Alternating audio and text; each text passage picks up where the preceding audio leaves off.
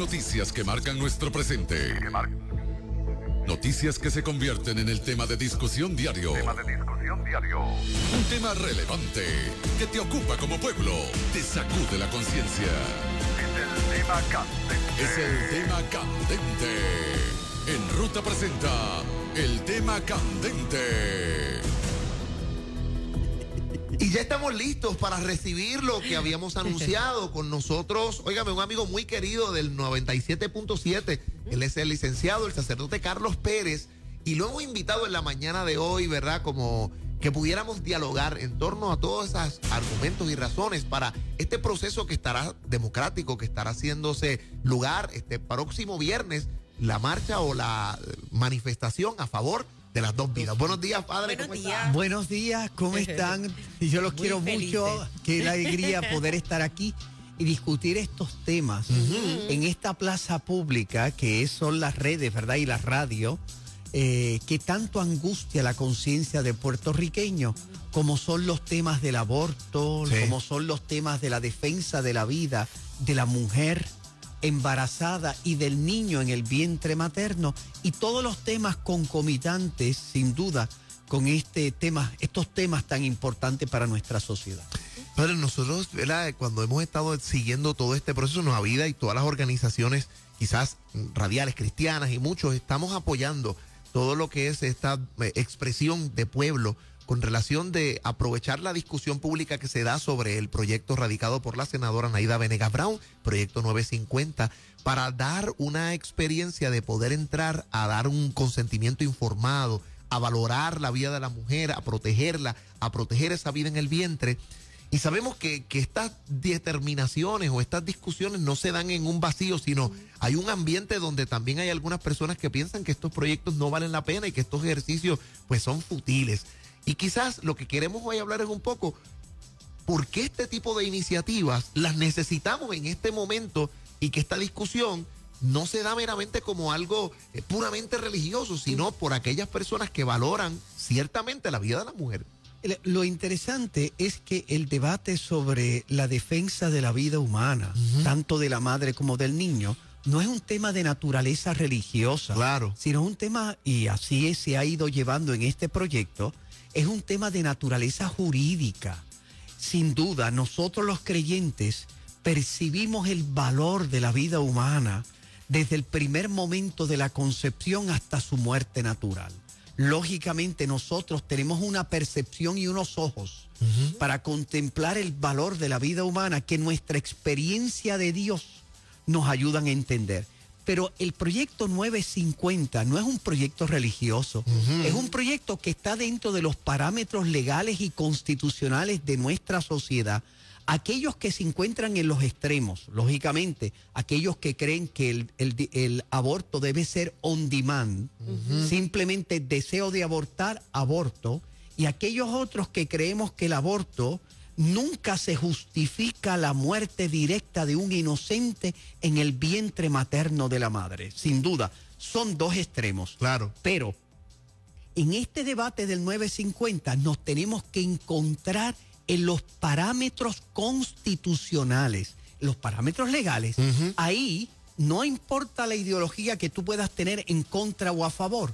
El momento para evaluar este proyecto 950, la pregunta es legal. Exacto. Está dentro de los parámetros. ¿Es legítimo que el Estado intervenga en estos asuntos?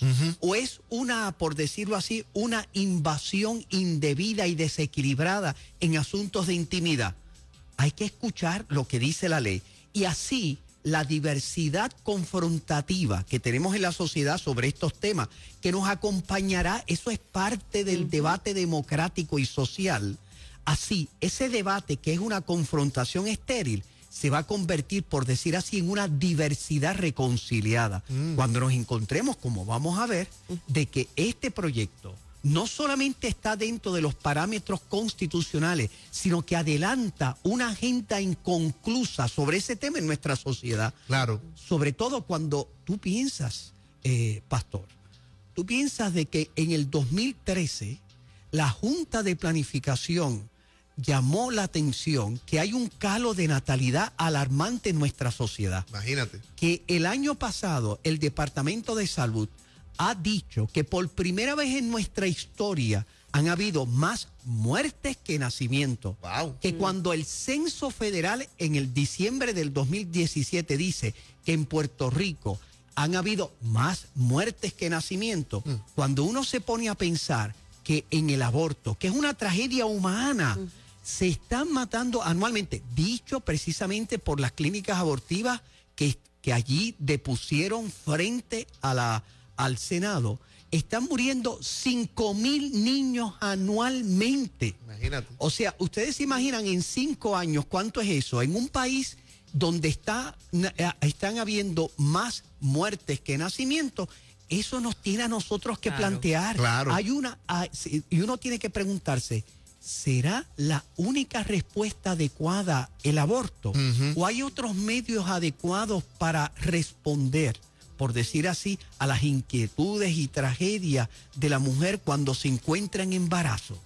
O sea, ¿por qué tenemos que optar siempre por la muerte y no optar por la vida? Claro. Exacto. Con otros medios menos onerosos y que sean súper apremiantes al asunto de que lo que estamos hablando no es cortarte una uña, estamos hablando de un ser humano. Un ser humano, primero que hay, por decir así, un proceso invasivo cuyas consecuencias pueden ser trágicas para la mujer.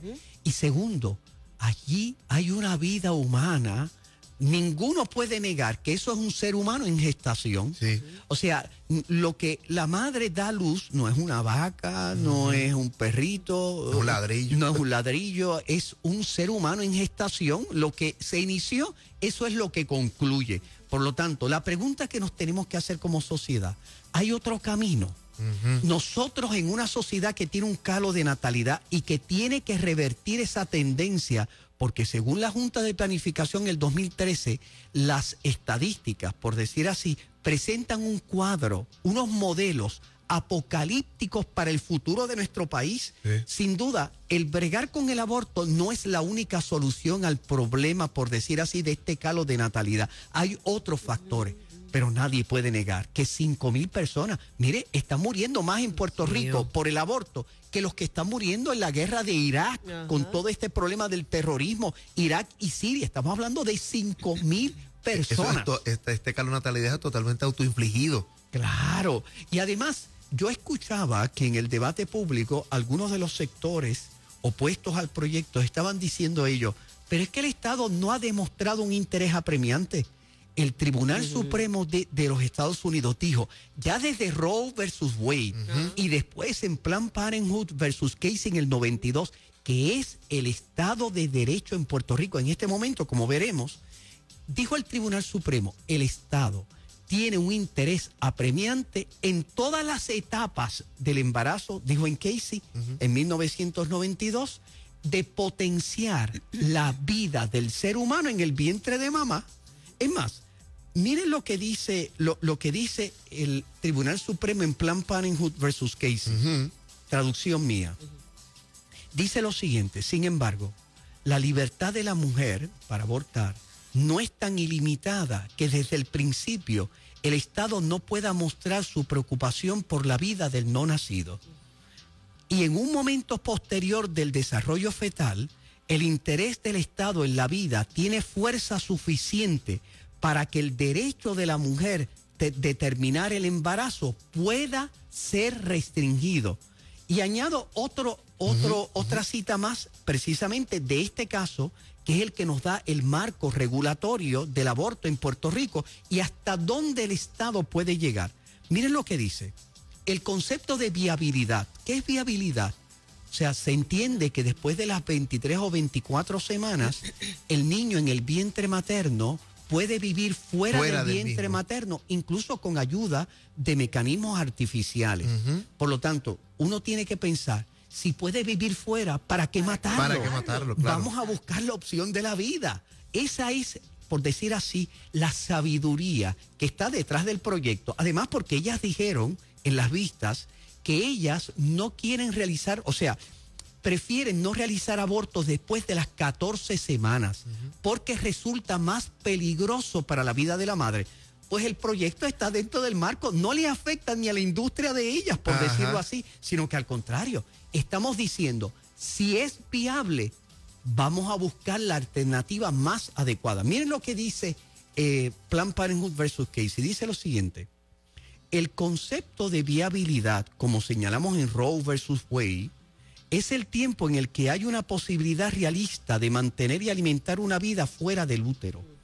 De modo que la existencia independiente de la segunda vida puede con razón y toda justicia ser objeto de la protección del Estado, que incluso, escuchen bien, anule los derechos de la mujer. Vuelvo a repetir, no lo digo yo, lo dice el Tribunal Supremo, este es el marco regulatorio. Dice que la existencia de la segunda vida independiente puede con razón y toda justicia ser objeto de la protección del Estado, que incluso anule los derechos de la mujer. ¿Por qué? Porque el Estado tiene un interés apremiante de promover esa vida humana viable en beneficio de la sociedad. Es que en el fondo el proyecto de ley, podríamos decir, es una especie de opción por la persona humana. Es una especie de opción que nos está diciendo, en una sociedad, la riqueza más grande que tiene una sociedad no es el desarrollo económico simplemente, no es simplemente los árboles que tengamos o la casa que tengamos, es el ser humano. Porque ¿de qué vale tener árboles, casa y desarrollo económico si no tenemos ser humano? Fíjate que el Señor lo dijo con una intuición elocuente. El sábado se hizo para el hombre y no el hombre para el sábado. Y por último, miren lo que dice el Tribunal Supremo de los Estados Unidos. Dice, la línea de viabilidad también tiene como cuestión práctica un elemento de equidad. En un sentido amplio, podría decirse que una mujer que no actúa antes de la viabilidad ha dado su consentimiento a la intervención del Estado en nombre del niño en desarrollo. No lo digo yo, el Tribunal Supremo de Estados Unidos le llama niño en desarrollo. Vuelvo a repetir porque la frase es importante. Dice, la línea de viabilidad, que el niño puede vivir fuera del vientre materno, también tiene como cuestión práctica un elemento de equidad. En un sentido amplio, podría decirse que una mujer que no actúa antes de la viabilidad ha dado su consentimiento a la intervención del Estado en nombre del niño en desarrollo. Por lo tanto, le llama niño, le llama, el Estado tiene derecho a salir en defensa de él, de buscar las alternativas. Y fíjense, porque la idea de fondo es, siempre hay la puerta que por motivos médicos la mujer pueda tomar la opción de interrumpir el embarazo. Pero cuando no hay esos motivos médicos, y yo hago la afirmación, nunca se justifica la muerte directa del niño. Todos los ginecólogos que estuvieron allí deponiendo dijeron, por ejemplo, uno de los que depuso, dijo, en 40 años de mi práctica como ginecólogo, dando a luz a niños, nunca he tenido que optar por la madre o nunca he tenido que optar por el niño. Por lo tanto, no hay razón. En Dublín, hace pocos años... Es una controversia entonces artificial, es una presión que muchas veces se ejerce mediáticamente como para tratar de justificar el asunto de que el aborto sea el asunto del derecho, y como que se siente como que nadie tiene derecho. No, Roe versus Wade estableció, nadie tiene derecho a decir nada, es totalmente... Entonces dice, espérate, no, tienen que haber una serie de matices también para considerar la vida de estas dos personas. Porque el problema en ese debate público es que se quedan en Roe versus Wade en el 1973. Y es que precisamente el camino jurídico, la sensibilidad jurídica sobre el aborto ha ido caminando, madurando y creciendo en los Estados Unidos hasta el caso Planned Parenthood versus Casey. Por eso cuando yo escucho, no, porque Roe versus Wade, un momentito, ahí no terminó la cosa, los nuevos parámetros. ¿Y qué dice Roe versus Wade distinto, qué dice Planned Parenthood distinto a Roe versus Wade, que es de 1973? Dice Planned Parenthood, sencillo, dice, el esquema que habíamos desarrollado de los trimestres en Roe versus Wade, que uno lo escucha por ahí, que decía, el esquema de los trimestres decía, que en el primer trimestre el Estado no podía decir ni ji. Ajá. Nadie podía intervenir, solamente era entre la mujer y el médico. El segundo trimestre, o sea, de un embarazo, el Estado puede intervenir solo a favor de la salud de la madre, nada con respecto al niño en el vientre materno. Y decía, en el tercer trimestre, ya en Roe vs. Wade, lo puede prohibir. Ajá. Pero ¿qué hizo Planned Parenthood distinto? Dijo, se acaban los trimestres. El Estado tiene un interés de la vida potencial desde el primer momento de su concepción hasta su nacimiento. Segundo, no solamente eso, sino que lo puede prohibir desde que sea viable. ¿Se entiende? 23, 24 semanas, se han hablado, etcétera. Es un debate abierto, porque evidentemente la técnica nos ayudará cada vez más a hacer más innecesario el aborto, haciendo posible el desarrollo del niño fuera del vientre materno. Por lo tanto, se habla en algunas jurisdicciones americanas, se ha hecho un nuevo planteamiento, que no es solo viabilidad.